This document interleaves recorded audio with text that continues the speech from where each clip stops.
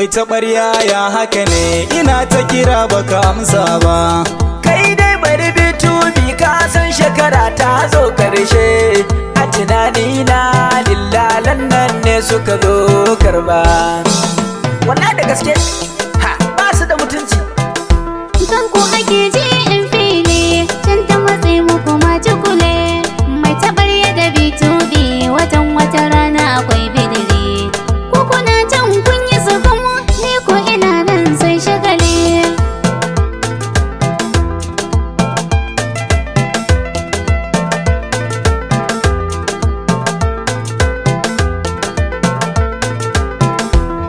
Kai tashi mu je malam mota kama ta cika majuware. Harkar samu ce ba sanya gaba za mu ji ayyiriri. Ni ban gane ba kuna magana har da kalmar ayyiriri. Bari in hanzarta to mu tafi minti ɗaya zarar rashidiri.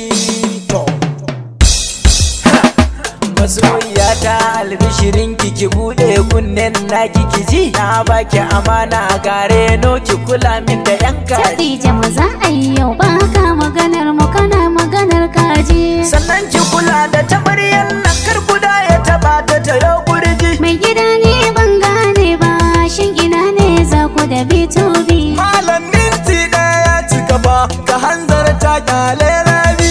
Ka daina biyewa bitubi zai kai ka ya barka cikin gulbi. Shekaran jiya ma an kama shi ya sace agwagwar yawa kusumbi.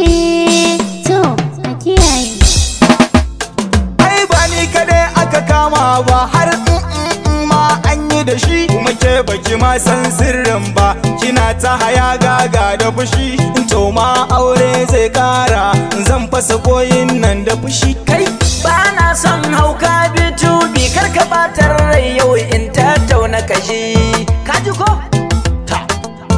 Kai gaba baka da hankali. Ana wata ga wata yau kenan. Ye?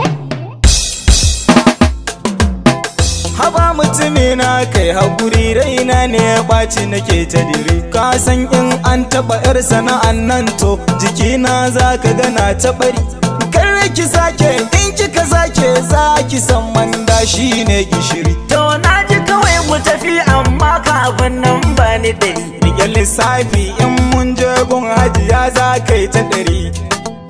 Sannu bitubi mutumin kirki ba ka karya a gari. Wani labarin ajiya da in ya je za ya yi ta ɗari. Dan na ga alamar yau akwai wani babban al'amari. Minti ɗaya ta cika bitubi mu je kara motar nan ta tafi.